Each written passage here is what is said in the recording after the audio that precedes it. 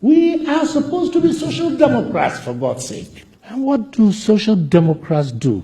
They consider policies and programs that inure to the benefit of the wider and larger majority of the population, rather than contribute to what is happening, elections being a ritual for the circulation of elites. I stopped attending NDC congresses as far back as 2000 because our congresses never extended to the discussion of policies and programs. It was only for elections.